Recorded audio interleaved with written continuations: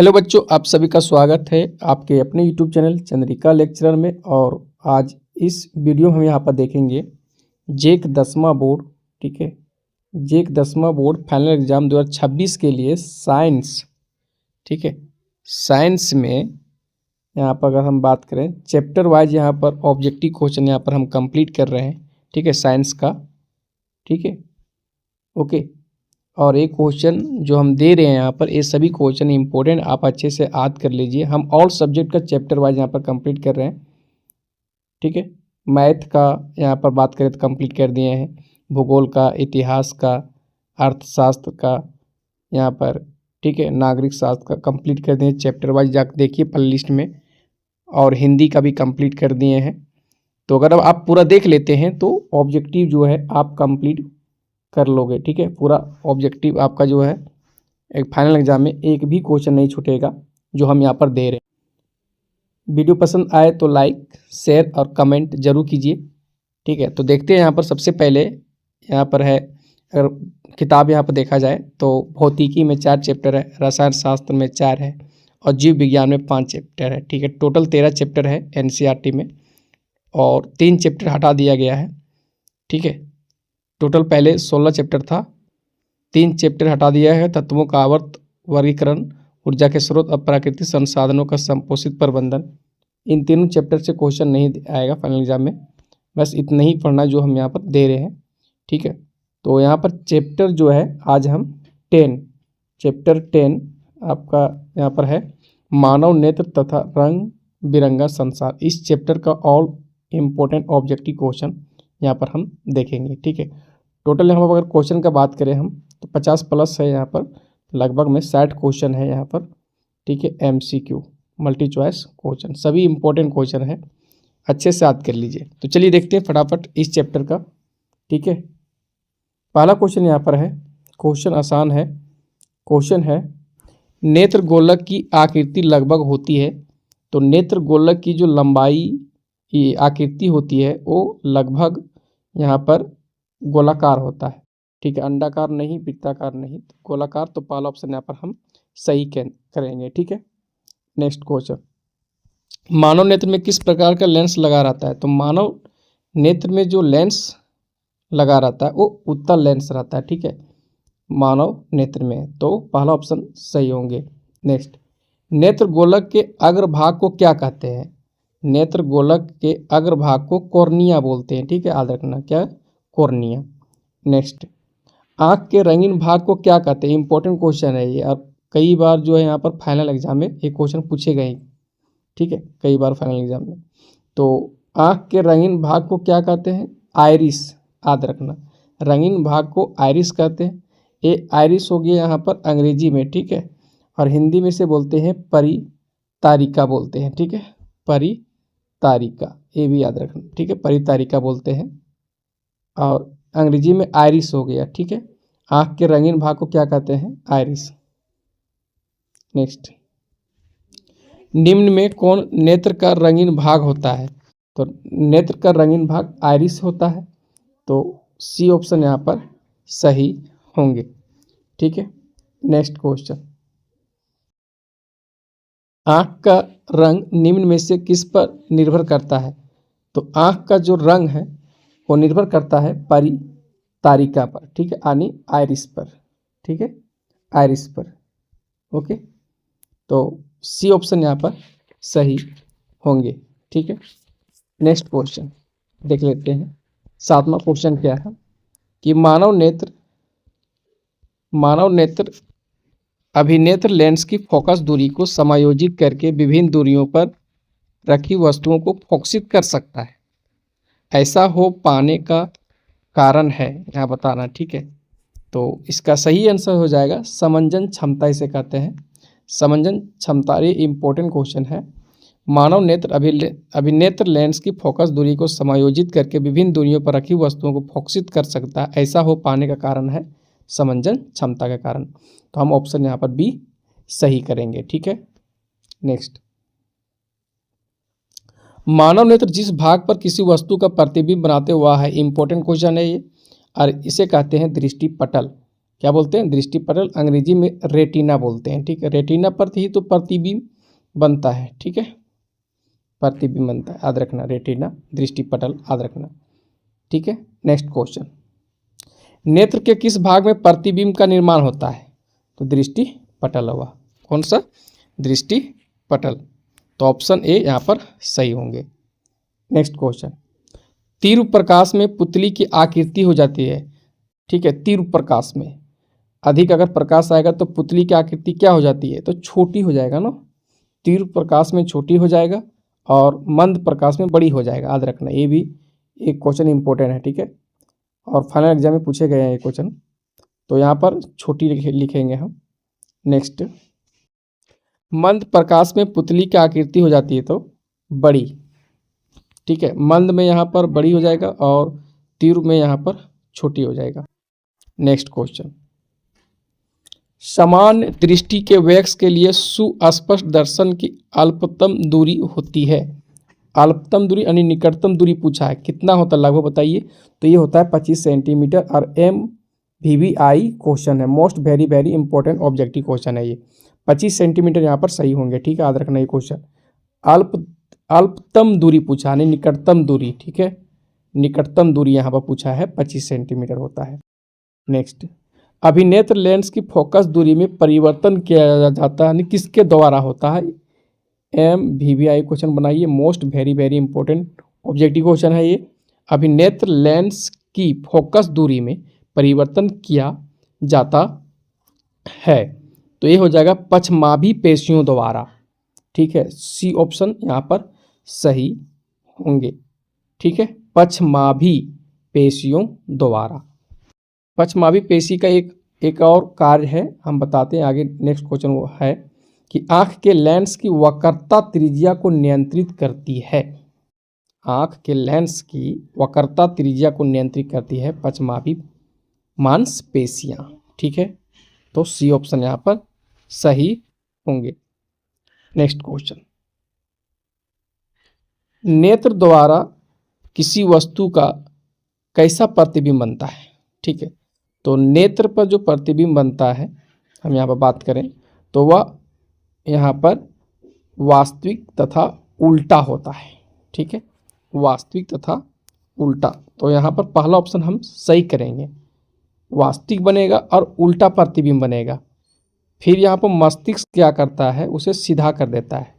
ठीक है, यहाँ पर तो ए पहला ऑप्शन यहाँ पर सही होंगे। इंपॉर्टेंट क्वेश्चन है ये। ठीक है, नेक्स्ट, मानव नेत्र की समान दृष्टि के लिए दूर बिंदु कितनी दूरी पर होता है? दूर बिंदु पूछा है, निकट बिंदु नहीं। निकट बिंदु तो कितना था? 25 सेंटीमीटर था। दूर बिंदु कितना है? तो दूर बिंदु 25 सेंटीमीटर की, 20 सेंटीमीटर की, 25 मीटर नहीं, ये है अनंत। अनंत याद रखना। ठीक है, और ये क्वेश्चन इंपॉर्टेंट है। ठीक है, चलिए आगे बढ़ते हैं। समान नेत्र का निकट बिंदु क्या है? निकट बिंदु 25 सेंटीमीटर है। ऑप्शन बी यहाँ पर हम सही करेंगे। नेक्स्ट, मानव नेत्र में प्रतिबिंब की प्रकृति क्या होती है? तब अभी ये क्वेश्चन इंपॉर्टेंट है। अभी तो हम ऊपर क्वेश्चन देखें, मानव नेत्र में प्रतिबिंब कैसे बनता है, तो इसका प्रकृति पूछा यहाँ पर, तो वास्तविक और उल्टा होता है। ठीक है, वास्तविक और उल्टा, तो ऑप्शन डी यहाँ पर सही करेंगे हम। नेक्स्ट, जरा दूरदृष्टा होने का क्या कारण है? ठीक है, जरा दूरदृष्टा यहाँ पर पूछा है, इसका क्या कारण है? तो इसका सही आंसर हो जाएगा कि समंजन क्षमता का घट जाना। ठीक है, ए सही होगा, डी ऑप्शन यहाँ पर। नेत्र गोलक का बड़ा होना ये नहीं होगा, नेत्र गोलक का छोटा होना ये नहीं होगा, नेत्र लेंस की फोकस दूरी का बढ़ जाना ये नहीं होगा, समंजन क्षमता का घट जाना जरा दूरदृष्टा होने का कारण है। तो ऑप्शन यहाँ पर डी हम सही करेंगे। ठीक है, नेक्स्ट क्वेश्चन, अभिनेत्र लेंस की क्षमता जिसके कारण वह अपने फोकस दूरी को समायोजित कर लेता है, वह क्या कहलाता है? समंजन क्षमता है। ठीक है, समंजन क्षमता किसे कहते हैं? ठीक है, तो अभिनेत्र लेंस की क्षमता जिसके कारण वह अपने फोकस दूरी को समायोजित कर लेता है, समंजन क्षमता कहलाता है। ये समंजन होगा। ठीक है, नेक्स्ट क्वेश्चन, एक व्यक्ति 2 मीटर से अधिक दूरी पर रखी वस्तुओं को स्पष्ट रूप से नहीं देख सकता है। इस दोष को निम्न क्षमता के लेंस का उपयोग करके ठीक किया जा सकता है। ठीक है, ये बहुत आसान है। ठीक है, यहाँ पर अगर हम देखें तो लेंस क्षमता P हो गया यहाँ पर 1/f ए फॉर्मूला होता है। तो 1 और f का मान यहाँ पर हम -2 लेंगे। ठीक है, माइनस यहाँ पर हम 2 लेंगे। ठीक है, तो अगर भागा देते हैं तो -0 यहाँ पर 5 आएगा। ठीक है, यहाँ फोकस दूरी माइनस लेना होगा हमको, -2 लेंगे यहाँ पर, तो 0.5 आएगा, -0.5। और डाईऑप्टर लेंस क्षमता कैसा है, मतलब डाईऑप्टर होता है। तो ऑप्शन बी यहाँ पर हम सही करेंगे, -0.5 डाईऑप्टर। ठीक है, नेक्स्ट क्वेश्चन, नेत्र में प्रवेश करने वाले प्रकाश की मात्रा को कौन नियंत्रित करती है? इंपॉर्टेंट क्वेश्चन है ये। MVVI प्रकाश की मात्रा को नियंत्रित करती है पुतली। कौन? पुतली, याद रखना। नेक्स्ट क्वेश्चन, जब हम समान नेत्र से किसी बीम की दूरी में वृद्धि करते हैं तो अभिनेत्र लेंस से प्रतिबिंब दूरी बढ़ जाती है, घट जाती है, कि में कोई परिवर्तन नहीं होता है, नेत्र गोलक के साइज पर निर्भर करती है, क्या होगा? तो सही आंसर होगा में कोई परिवर्तन नहीं होता, याद रखना। ठीक है, कोई परिवर्तन नहीं होता। जब हम समान नेत्र से किसी बीम की दूरी में वृद्धि करते हैं तो अभिनेत्र लेंस से प्रतिबिंब दूरी में कोई परिवर्तन नहीं होता है। नेक्स्ट, दूरदृष्टि दोष भी कहा जाता है। दूरदृष्टि दोष का यहाँ पर एक और नाम यहाँ बताना है कि दूरदृष्टि दोष को क्या कहते हैं। ठीक है, निकट दृष्टि दोष को क्या कहते हैं, जरा दूरदृष्टि दोष। ये सब यहाँ पर जो दृष्टि दोष है ना, ये इम्पोर्टेंट है। ठीक है, दूरदृष्टि दोष, निकट दृष्टि दोष, जरा दूरदृष्टि दोष। तो दूरदृष्टि दोष को भी कहा जाता है। ठीक है, तो इसे कहा जाता है हाइपरमेट्रोपिया। ये याद रखना, हाइपरमेट्रोपिया। पहला ऑप्शन यहाँ पर सही होंगे। नेक्स्ट क्वेश्चन है कि निकट दृष्टि दोष को कहा जाता है, तो निकट दृष्टि दोष को कहा जाता है यहाँ पर मायोपिया। याद रखना, मायोपिया कहा जाता है। तो हाइपरमेट्रोपिया और मायोपिया याद रखना, निकट है मायोपिया होगा, दूरदृष्टि दोष है हाइपरमेट्रोपिया होगा। ठीक है, इंपॉर्टेंट क्वेश्चन है ये। नेक्स्ट, नेत्र गोलक के छोटा होने से कौन सा दृष्टि दोष उत्पन्न होता है? नेत्र गोलक छोटा हो गया तो कौन सा दृष्टि दोष उत्पन्न होगा? ठीक है, तो सही इसका आंसर हो जाएगा यहाँ पर, ये तो दूरदृष्टि दोष होगा। दूरदृष्टि दोष में क्या होता है, नेत्र गोलक का छोटा हो जाता है। ठीक है, ऑप्शन बी यहाँ पर हम सही करेंगे। ठीक है, नेक्स्ट,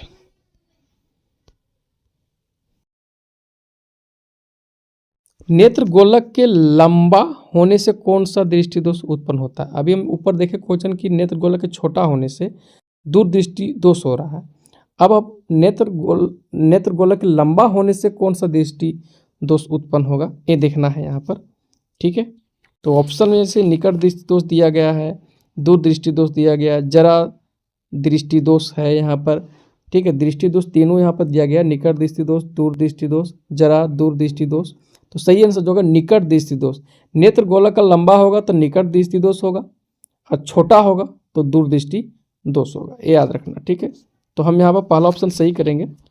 ओके, निकट दृष्टि दोष यहाँ पर सही होंगे। नेक्स्ट क्वेश्चन क्या है देख लेते हैं।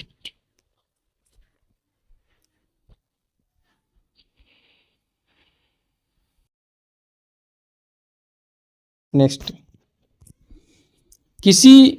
किस दृष्टि दोष में वस्तु का प्रतिबिंब रेटिना के पीछे बनता है? तो रेटिना के पीछे प्रतिबिंब जो बनता है वो दीर्घ दृष्टि दोष में बनता है। ठीक है, दीर्घ दृष्टि दोष में, तो ऑप्शन बी यहाँ पर सही होंगे। ठीक है, ऑप्शन बी यहाँ पर सही होंगे। ठीक है, दीर्घ दृष्टि दोष, इसी को बोलते हैं दूरदृष्टि दोष भी बोलते हैं। ठीक है, तो ऑप्शन बी यहाँ पर सही होंगे। नेक्स्ट क्वेश्चन, किस दृष्टि दोष में वस्तु का प्रतिबिंब रेटिना के सामने बनता है? रेटिना के पीछे तो बन रहा था अभी ना, प्रतिबिंब रेटिना के पीछे बनता है दीर्घ दृष्टि दोष में। अब रेटिना के सामने किस दृष्टि दोष में बनता है, ये यहाँ पर देखना है। ठीक है, तो ये हो जाएगा निकट दृष्टि दोष में। कहाँ, निकट दृष्टि दोष में क्या होता है कि वस्तु का प्रतिबिंब रेटिना के सामने बनता है। नेक्स्ट, निकट दृष्टि दोष को किस लेंस से दूर किया जाता है, इंपॉर्टेंट क्वेश्चन, MVVI बना लीजिए इसे, MVVI most very very important objective question. निकट दृष्टि दोष को किस लेंस से दूर किया जाता है, तो अवतल लेंस का प्रयोग करते हैं। ठीक है, अवतल लेंस का प्रयोग करके निकट दृष्टि दोष को दूर किया जाता है, और दूर दृष्टि दोष को उत्तल लेंस द्वारा, और एक दृष्टि दोष और है जरा दूर दृष्टि दोष को द्विफोक्सी लेंस बाइफोकल लेंस द्वारा। और यहाँ पर दिया गया उत्तल लेंस है, अवतल लेंस है, और बाइफोकल लेंस, द्विफोक्सी लेंस बोलते हैं इसको। ठीक है, तो निकट दृष्टि दोष को दूर करेंगे हम अवतल लेंस द्वारा। नेक्स्ट क्वेश्चन क्या है, देखिए, दीर्घ दृष्टि दोष को किस लेंस से दूर किया जाता है, दूर दृष्टि दोष को, तो ये होता है यहाँ पर उत्तल लेंस द्वारा। ठीक है, तो 31 का यहाँ पर हम पहला सही करेंगे। और एक है जरा दूर दृष्टि दोष को किस लेंस से दूर किया जाता है, ये है द्विफोक्सी लेंस बायोफोकल लेंस यहाँ पर। ठीक है, द्विफोक्सी लेंस होगा, अंग्रेजी में बायोफोकल लेंस कहते हैं इसको, और हिंदी में द्विफोक्सी लेंस कहते हैं। तो जरा दूर दृष्टि को किस लेंस से दूर किया जाता है, द्विफोक्सी लेंस द्वारा। ठीक है, नेक्स्ट क्वेश्चन है, अवतल लेंस के चश्मे का उपयोग करके किस दृष्टि दोष को दूर किया जा सकता है। ठीक है, अवतल लेंस का प्रयोग करके, तो अवतल लेंस का प्रयोग करके निकट दृष्टि दोष को दूर किया जा सकता है। ऊपर तो क्वेश्चन हम देखें, ठीक है, ऊपर तो देखें ना, यहाँ पर था ना कि निकट दृष्टि दोष को किस लेंस से दूर किया जाता है। ठीक है, क्वेश्चन 30 है ना यहाँ पर, तो निकट दृष्टि दोष को दूर करने के लिए अवतल लेंस का प्रयोग होता है। तो ये क्वेश्चन है यहाँ पर 33 नंबर में कि अवतल लेंस के चश्मे का उपयोग करके किस दृष्टि दोष को दूर किया जा सकता है, निकट दृष्टि दोष। ठीक है, याद रखना। नेक्स्ट, उत्तल लेंस के चश्मे का उपयोग करके किस दृष्टि दोष को दूर किया जाता है, ये हो जाएगा यहाँ पर ऑप्शन बी, दीर्घ दृष्टि दोष, दूरदृष्टि दोष। ठीक है, तो ऑप्शन बी यहाँ पर सही होंगे। उत्तल लेंस के चश्मा का प्रयोग करेंगे तो दूरदृष्टि दोष यहाँ पर सही होंगे, और अवतल लेंस का प्रयोग करेंगे तो निकट दृष्टि दोष यहाँ पर सही होंगे। ठीक है दोनों। और आगे क्वेश्चन है, द्विफोक्सी लेंस बाइफोकल लेंस द्वारा किस दृष्टि दोष को दूर किया जा सकता है, यह है जरा दूरदृष्टि दोष। ऑप्शन सी यहाँ पर सही होंगे। ठीक है, नेक्स्ट क्वेश्चन 36 नंबर में क्या है, नेत्र लेंस की फोकस दूरी कम हो जाने पर कौन सा दृष्टि दोष उत्पन्न होता है। नेत्र लेंस की फोकस दूरी अगर कम हो गया तो कौन सा दृष्टि दोष उत्पन्न होता है, तो यहाँ पर ये हो जाएगा नेत्र लेंस है ना, तो यहाँ पर हो जाएगा निकट दृष्टि दोष हो जाएगा। नेत्र लेंस की फोकस दूरी कम हो जाने पर कौन सा दृष्टि दोष उत्पन्न होता है, निकट दृष्टि दोष। ऑप्शन यहाँ पर हम पहला सही करेंगे। ठीक है, नेक्स्ट क्वेश्चन, नेत्र लेंस की फोकस दूरी अधिक हो जाने पर, अधिक हो गया तो कौन सा दृष्टि दोष उत्पन्न होता है, तो ये होता है दूर दृष्टि दोष होता है। ठीक है, तो ऑप्शन यहाँ पर बी सही करेंगे। अगर फोकस दूरी कम हो गया, फोकस दूरी यहाँ पर कम हो गया तो निकट दृष्टि दोष होगा। ठीक है, और अधिक हो गया फोकस दूरी, नेत्र लेंस की फोकस दूरी अधिक हो गया तो यहाँ पर दूरदृष्टि दोष होगा। नेत्र लेंस की फोकस दूरी कम हो गया तो निकट होगा, और अधिक हो गया तो दूरदृष्टि दोष होगा। ठीक है, नेक्स्ट क्वेश्चन, नेत्र की समंजन क्षमता घट जाने पर कौन सा दृष्टि दोष उत्पन्न होता है। नेत्र की समंजन क्षमता का बात हो रहा है, तो नेत्र की समंजन क्षमता घट जाने पर होता है जरा दृष्टि दोष होता है। ठीक है, निकट दृष्टि दोष नहीं, दूरदृष्टि दोष नहीं, होता है जरा दूरदृष्टि दोष होता है नेत्र की समंजन क्षमता घट जाने पर, याद रखना। ठीक है, नेक्स्ट क्वेश्चन, प्रिज्म द्वारा प्रकाश की कौन सी परिघटना घटती है। तो प्रिज्म द्वारा अगर यहाँ पर हम देखें तो प्रकाश की जो परिघटना का बात हो रहा है यहाँ पर, तो ओ है वर्ण विक्षेपण, इसे कहते हैं। ठीक है, वर्ण विक्षेपण, प्रिज्म द्वारा प्रकाश की कौन सी परिघटना घटती है? वर्ण विक्षेपण, ये याद रखना। ठीक है, नेक्स्ट, श्वेत प्रकाश का अवयवी रंगों में टूटने की क्रिया को कहते हैं। इंपॉर्टेंट क्वेश्चन है। ठीक है, तो इसे कहते हैं यहाँ पर वर्ण विक्षेपण कहते हैं, वर्ण विक्षेपण। श्वेत प्रकाश में कितने रंग होते हैं? MVVI क्वेश्चन बना लीजिए, most very important objective question है। तो श्वेत प्रकाश में टोटल यहाँ पर 7 कलर होते हैं। ठीक है, याद रखना। नेक्स्ट क्वेश्चन, प्रकाश का प्राथमिक रंग कौन है? तो प्राथमिक अगर रंग यहाँ पर देखा जाए, ठीक है, प्राथमिक रंग में लाल, नीला, हरा आते हैं। तो इनमें से सभी होगा ये लाल, नीला, हरा, ये सभी प्राथमिक रंग है।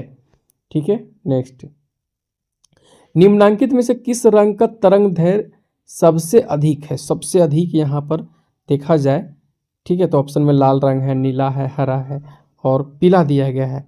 तो सबसे ज़्यादा तरंग दैर्घ्य होता है लाल रंग का। ठीक है, इंपॉर्टेंट क्वेश्चन है। और नेक्स्ट क्वेश्चन है कि प्रकाश के किस रंग का तरंग दैर्घ्य सबसे कम? सबसे कम यहाँ पर अगर हम देखें तो बैंगनी रंग का होता है सबसे कम, सबसे अधिक लाल रंग का और सबसे कम बैंगनी रंग का। नेक्स्ट, किसी प्रिज्म के द्वारा उत्पन्न वर्णपट में सबसे कम विचलन किस रंग का होता है? वह है किस रंग का?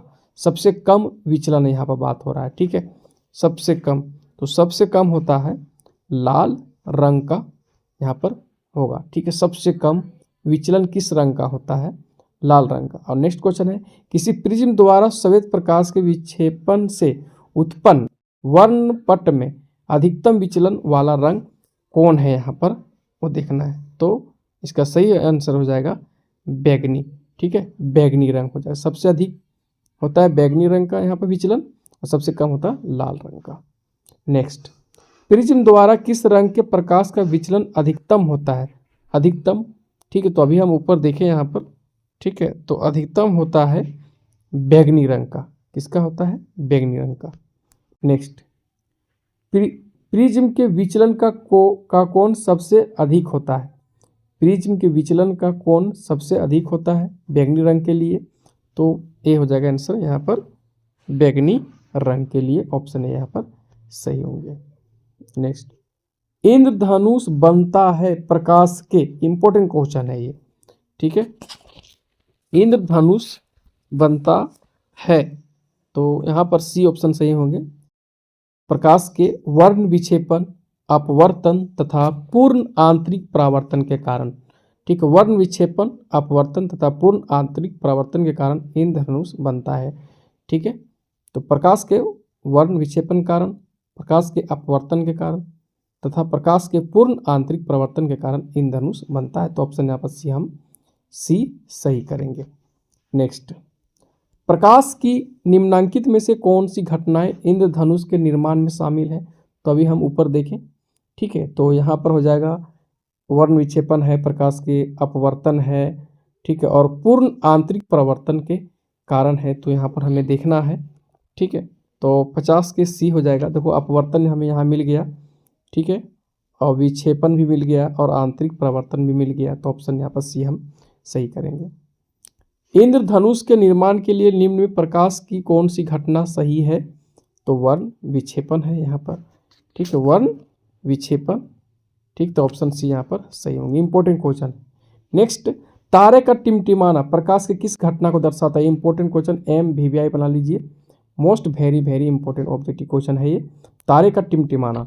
ठीक है, तो तारे का टिमटिमाना यहाँ पर होता है प्रकाश का अपवर्तन के कारण।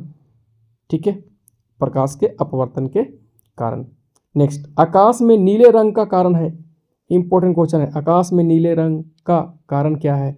आकाश में नीले रंग का कारण क्या है? तो ये सही आंसर इसका हो जाएगा यहाँ पर प्रकाश का परकिरणन, परकिरणन के कारण। ऑप्शन यहाँ पर सी यहाँ पर हम सही करेंगे। ठीक, आकाश में नीले रंग का कारण है प्रकाश का परकिरणन। नेक्स्ट, वायुमंडल की अनुपस्थिति में पृथ्वी से आसमान का रंग दिखाई देगा, तो काला दिखाई देगा। ठीक है, काला काला, यहाँ पर सही होगा, काला रंग दिखाई देता है। यहाँ पर वायुमंडल की अनुपस्थिति पूछा है, ठीक, उपस्थिति नहीं पूछा है, अनुपस्थिति पृथ्वी से आसमान का रंग दिखाई देगा काला। नेक्स्ट, खतरे के निशान के रूप में किस रंग का प्रयोग किया जाता है? ये सब जानते हैं, ठीक है, सभी आसान क्वेश्चन है ये, ठीक है। HW दे देते हैं यहाँ पर, ठीक है, HW। हम देखते हैं कि यहाँ पर तैयारी कैसा है यहाँ पर विज्ञान में। तो खतरे के निशान के रूप में किस रंग का प्रयोग किया जाता है? लाल का, कि बैगनी का, हरा कि पीला, ठीक है, बताइए, ठीक है, HW है ये मेरा, ठीक है। कमेंट बॉक्स में लिखिए यहाँ पर, ठीक है, कमेंट कीजिए फटाफट, ठीक है, कमेंट कीजिए यहाँ पर। 56 क्वेश्चन 56 देखते क्या है। सूर्योदय तथा सूर्यास्त के समय सूरज का रंग लाल होता है, क्यों, बताना है, ठीक है। हम देखते हैं कि सूर्योदय के समय सूरज का रंग लाल होता है, सूर्यास्त के समय भी होता है सूरज का रंग लाल होता है। तो क्या होगा इसका आंसर? तो इसका आंसर होगा सी, वायुमंडल लघु तरंगों का अधिक परिकीर्णन करता है। वायुमंडल जो है इसे लघु तरंगों का अधिक परिकीर्णन करता है, जिनके कारण सूर्योदय तथा सूर्यास्त के समय सूरज का रंग लाल होता है। लास्ट क्वेश्चन है कि विद्युत सिग्नल कौन उत्पन्न करता है? विद्युत सिग्नल कौन उत्पन्न करता है? तो प्रकाश सुग्राही करता है, ठीक है, प्रकाश सुग्राही विद्युत सिग्नल उत्पन्न करता है। तो यहाँ पर हम इस चैप्टर का सभी जो है most very very important objective question यहाँ पर कंप्लीट कर लिए। सभी क्वेश्चन को आप अच्छे से याद कर लीजिए, ठीक है, ज़रूर एग्जाम में मिलेगा। हम नेक्स्ट जो चैप्टर है 11 यहाँ पर, ये नेक्स्ट चैप्टर जो मेरा है यहाँ पर 11 हम वो लेकर आ रहे हैं, ठीक है। विद्युत है चैप्टर नेम, विद्युत, उसका ऑल ऑब्जेक्टिव क्वेश्चन हम लेकर आ रहे हैं, ठीक है। Okay, bye.